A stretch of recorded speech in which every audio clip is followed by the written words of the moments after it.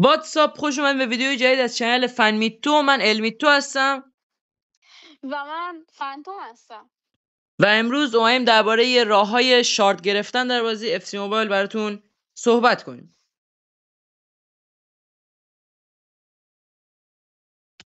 خب اول از همه شاید اصلا براتون سوال پیش بیاد که اصلا شارت چی هست.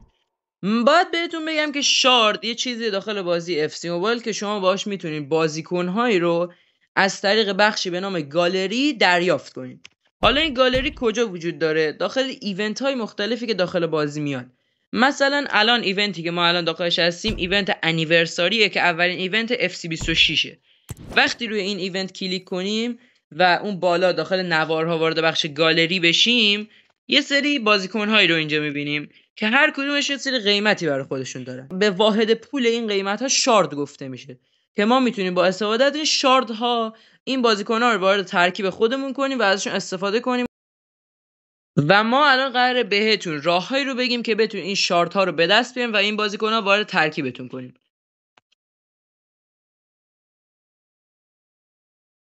وقتی وارد بازی اف سی موبایل میشین، اولین چیزی که شاید نظرتون رو جلب کنه بخش استور هست که دارین مشاهده میکنید. وقتی وارد بخش استور میشین، ردیف ها و ستون های مختلفی وجود داره داخل بخش استور که شما میتونید از اونها پک های مختلفی بگیرین. این پک های مختلف به شما کمک میکنن که بازیکن های متنوع و مختلفی رو بتونین به تیمتون بیارین. ما این پک ها رو میتونیم با استفاده از جم یا همون الماس خریداری کنیم که راههای به دست آوردن الماس رو داخل یه ویدیو جداگانه به صورت مفصل توضیح میدیم. برای مثال این پک که دارم روش کلیک میکنم 3000 تا الماس یا همون جم میخواد.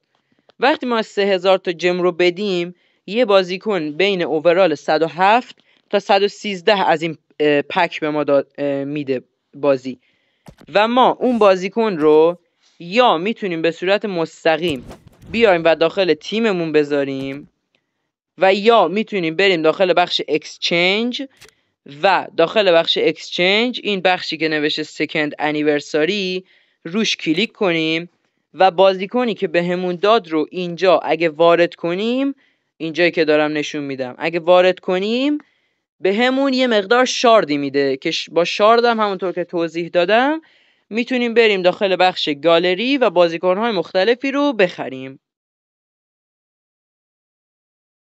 خب من اومدم که الان بهتون توضیح بدم چگونه از پیک بتونید شارت بگیرید. اول از اینکه پیک چیه؟ پیک یه بخشی داخل اکسترا تایم، این گوشه سمت چپ پایین، اکسترا تایم بزنم واردش شدم ولی فعلا کاری ندارم باش، بهتون میگم چرا.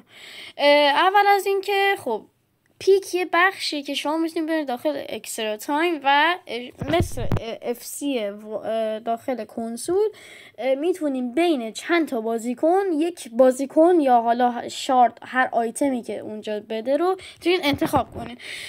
اما برای اینکه شما استفاده کنید از پیک باید یک توکنی داشته باشید. توکن رو از کجا میتونیم بگیریم؟ بخش اکسچنج وقتی وارد بشیم، وقتی بریم سمت راست اینجا اکسترا تایم توکن 05 داریم.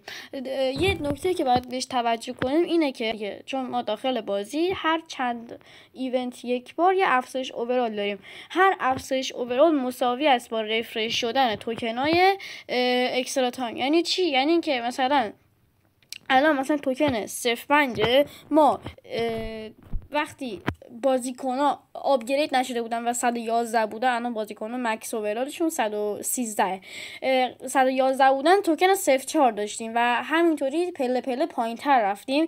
الان مثلا ایونت دو تا ایونت دیگه یا سه تا ایونت دیگه بگذره، این توکن 05 قراره به توکن 06 تغییر پیدا کنه.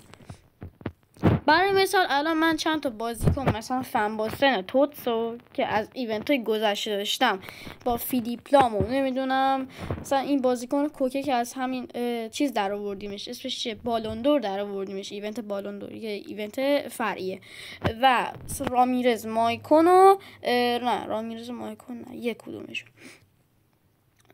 رامیرز رو من می‌نازم داخل اکسچنج و گزینه آنلاک رو بزنم، تمام بازیکنه که دارن تبدیل به توکن اکسترا تایم میشه و الان من 5000 تا توکن اکسترا تایم دارم. خب از این بخش اکسچنج بیام بیرون، میرم بخش اکسترا تایم و ببینید اکسترا تایم ما پیک های مختلف داریم و اون پیکی که به شما خیلی شارت میده و عملا پیکی که جدیدن باگ شده و الان شما میتونید با استفاده ازش کلی شارت بگیرید. الان مثلا نها کنید این انیورساری، مثلا این کارت های انیورساری احتمال داره به شما بده که به نظر من دروغینه، چون احتمال نداره که به شما بازیکن 112 تا 113 بده و احتمالش به شدت کمه، یعنی کمتر از 1%. فری پیک هم که هر روز شما میتونید یه پیک بزنید، احتمال داره که به شما این توکن های اکسترا تایم 05 بده و این دیلی پیک هم هست که من خودم شخصا اینجا 10 تا شارت تونستم جمع کنم. 3 تا پیک رو تو یک روز زده بودم و کلا تونستم 10 تا شارت جمع کنم.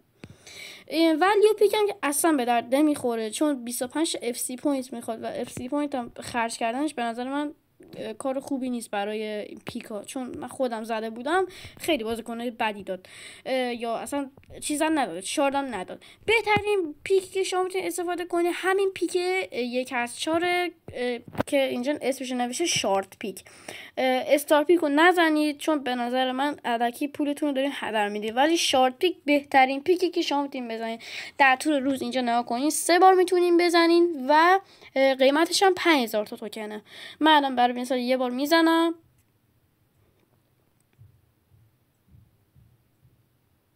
مثلا 60 شارت داد که 60 شارت به نظر که نه 60 شارت خیلی رقم زیادیه که یهو بخواد به شما بده. معادل 6 تا بازیکن 106 107 یا 108 میتونه باشه که اینجا درصد آمارا رو نگاه کنید.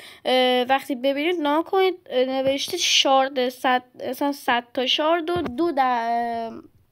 2% الی 3% احتمال داره که به شما بده، ولی مثلا 150 تا و 100 تا خیلی زیاده و دیدم که بعضی گرفتن و احتمالی زیاده که به شما بازیکن که نه شارت 100 تا شارت یا 150 تا بده. برای خودم این اتفاق افتاده که چند بار 150 تایی و چند بار 100 تا شارت گرفتم. الان هم 60 تا شارت گرفتم. خب روش گرفتنش اینه که شما از اکسترا تایم بیاین بیرون، این بخش میل مانند و این باکس بهش میگن خود گیم، اینجا نگاه کنین اینجا نوشته اکسترا تایم گیفت که کالکت باید بکنین. کالکت میکنین نوشته که 60 تا شارد سکند انیورساری بهم میداد. الان من تعداد شاردامو نگاه کنید، من 32 تا شارد داشتم، الان با 60 شده 92 تا. خب این بود از توضیحات پیک. خب الان من میخوام براتون بخش خرید کارت از مارکت و تبدیل اون به شارت بگم. خیلی بخش راحتیه و زمان کمی از شما میگیره، چون اصلا کاری که خیلی راحته، یعنی انجام دادنش راحته. اولا اینکه شما حالا الان مثلا بستگی به ایونت داره، مثلا الان ایونت انیورساری هستیم دیگه، دوم سالگرد اف سی موبایل هستیم. خب در حال حاضر شما باید برید داخل سرچ، حالا نه هر جا هست هر بازیکنی میتونید بگیرید. مثلا خب الان اینجا شما پروگرام رو باید بزنین انیورساری 26 یا همون سکند انیورساری که اینجا کلی کارت بر شما میاره، بستگی به شارد دلخواهتون. بذارید من جدول شارد بهتون نشون بدم. جدول شارت خیلی مهمه، چرا که نگاه کنید الان مثلا بهتون میگه نگاه کنید بازیکن 104 و 105 هر کدوم 5 تا شارت به شما میده با اکسچنج کردنش. بازیکن 106 107 108 بهتون دونه 10 هر بازیکن به شما 10 تا معادل 10 تا شارده. بازیکن 109 30 تا شارده، بازیکن 110 60 شارد، بازیکن 111 120 شارد، 112 180 تا شارد، 113 250 تا شارد. خب الان مثلا بستگی به تعداد دلخواهی که شما میخواین بازیکن حالا بخرین یا اوورالی که تو میخواد بازیکن، یعنی بازیکنی که میخواین بخرین، حالا بستگی به اون داره. مثلا من 900 میلیون پول دارم، میخوام هولوش وایسین الان من پیدا کنم بازیکن 106 مثلا 50 میلیون، مثلا بازیکن 106 بازیکنه که 10 تا شارت کلا میده. من برای مثال میخوام خب یه بازیکنی بخرم که فقط بدم الکی به شارت، مثلا سعی کنید ارزون ترینا رو پیدا کنید، بازیکن ارزون پیدا کنید به نفعتونه، با اینکه سود میکنین اینطوری. و همین 2-3 میلیونی که میبینین اینجا اختلاف هست خیلی تاثیر داره در خرید و فروش کار. مثلا نکنین لحظه به لحظه، مثلا همین الان زده بودم اگه دیده باشین 48 میلیون خورده‌ای بود، الان 49 میلیون شده و قیمت‌ها بالا بره. این بخش سرچ رو که زدین اینجا وقتی خرید می‌کنین اینجا اوردرز میاد، مای اوردرز، و اینجا کلیم پلی رو میزنید و میریم بخش اکسچنج سکند انیورسری. حالا من بازیکن تریدی که خریدم اینجاست، 10 تا شارده دادمش و 10 تا شارد گرفتم به همین راحتی. حالا به همین سادگی و راحت بودم، خیلی راحته. الان مثلا بعد از نمکنه از کوین من کم شده. اینو به روشی که به فقط کسایی که پول دارن یعنی کوین دارن پیشنهاد میکنم، چون در اون صورت شما پولتون کم میشه و خب این خیلی نکته بدیه. و در کل همین بود در مورد خرید بازیکن و انتقال دادن، یعنی تبدیل کردنش به شارد. و خب کار پیچیده‌ای هم نبود، خیلی راحت بود. خب الان ما یک بخش دیگه داریم به اسم بخش رنک یا همون دیویژن رایوالز. خب بخش بعدی بخش رنکه که بخش رنک یا همون دیویژن رایوالز هر ایونت رفرش میشه و اینو نکته‌ای هستش که باید بهتون میگفتم. خب بخش رنک وقتی شما دکمه پلی رو میزنین اینجا بخش دیویژن رایوالز همین اول 3 تا مود داره که شما میتونید به دلخواه هر کدوم رو که دوست دارین پلی بدین و خب هر رنگ جوایز خودشو داره. مثلا ورسس اتک یک مودیه که به شما موقعیت هایی میده که شما باید موقعیت ها رو بگیرین گل کنین و وقتی شما موقعیت ها رو گل میکنین هر کی که تعداد گلش داخل بازی بیشتر باشه برنده است. و جوایز رنگش هم که هر هفتگی به شما یک جوایزی میده بر اساس بردی که داشتیم. مثلا من تاپ وانم، یعنی برترین کسی هم من در حال حاضر.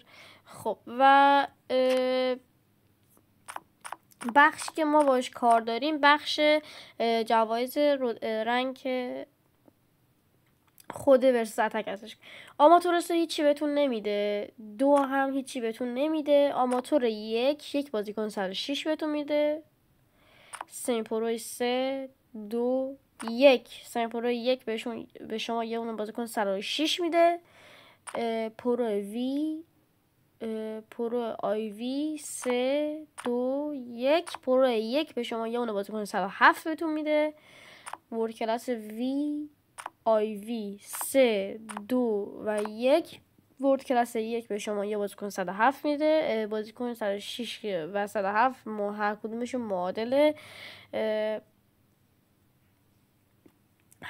معادل 10 شارت هستن.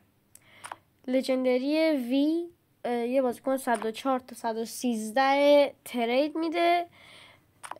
بازیکن لژندری آی وی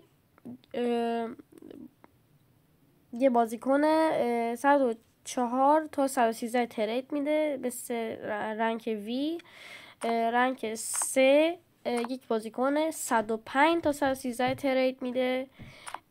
لژندری 2 یک بازیکن 105 تا 113 ترید مثل لژندری 3 میده و لژندری یک بازیکن 106 تا 113 ترید و یک بازیکن 107 تا 109 آن ترید میده.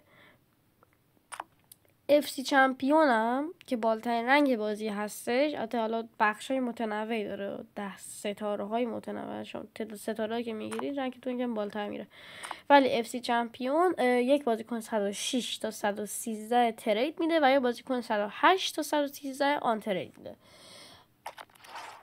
خب هد تو هد یک بخشیه که دقیقاً شبیه یک مچ یا یک بازی 90 دقیقه واقعی داخل خود جهان واقعی است، واقعی هستش که شما میتونید انجام بدید و با بردن هر بازی یک ستاره میگیرید که رنگش جوایزش دقیقاً عینه ورسس اتکه. یکی از رومخترین مودهای دیویژن رایوالز و بخش سوم دیویژن رایوالز همون منیجر مود هستش که به نظر من خیلی مزخرف و رومخ هستش. چرا؟ چون خودتون کنترل بازیکنتون نداریم و عملا بات داره بازیکن شما رو کنترل میکنه. دقیقا تو حالت آتو هم همینه، اما اینجا شما تاکتیک دارین و باید یک تاکتیک خوب بدین و مثلا باعث میشه که شما بازیتون بهتر یعنی ببرین و آره دیگه همین. و جوایزش بخوام نشون بدم، موتور 3 هیچی، 2 هیچی، 1 106، 3 پرو 106، پرو 1 107 آنتریدن همینا فعلا، ورد کلاس 1 107، اما لژندری وی 104 تا 113 ترید، لژندری آی وی 104 تا 113 ترید، لژندری 3 105 تا 113 ترید، لژندری 2 و 1 لژندری 2 105 تا 113 ترید، لژندری 1 106 تا 113 ترید و 107 تا 109 آن ترید. چمپیون هم وقتی برسید به شما یک کارت 106 تا 113 ترید و 108 تا 113 آن ترید به شما میده و خب این لوگوی چمپیون هم بهتون میده که من حوصله‌ام نمیکشید و اعصابم هم نمیکشید چون خیلی اعصاب خورد کنه، مود اعصاب خورد کنیه. بعدم رفتم فقط هد تو هد و ورسس اتک همو چمپیون کردم و اصلا حوصله منیجر مودو نداشتم. خب این بود از جوایز بخش رنگ. و یک نکته کوچیک من باید بهتون بگم که در مورد شارت ها هستش. جدول شارت رو من بهتون نشون بدم. نگاه کنید بازیکن‌های 104 105 5 تا شارت میدن، هر دونه بازیکن 104 و 105 5 تا کلا شارت میده. 106 107 108 هر کدومشون یعنی یک کارت 106 107 100 یا 108 داشته باشین 10 تا شارت میده. بازیکن کارت 109 30 تا شارت بهتون میده.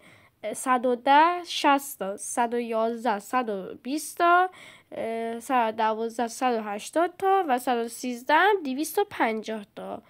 بدین ترتیب معادل هر کارتی که من بهتون گفتم الان این تعداد شارت هستم. ناکنی الان مثلا بازیکن 106 دارم 10 تا شارت، بازیکن 107 هم دارم 10 تا شارت، بازیکن 108 هم دارم 10 تا شارت، طبق چیزی که همینجا این جدوله بهتون گفتم، پرایس لیست بهتون گفتم.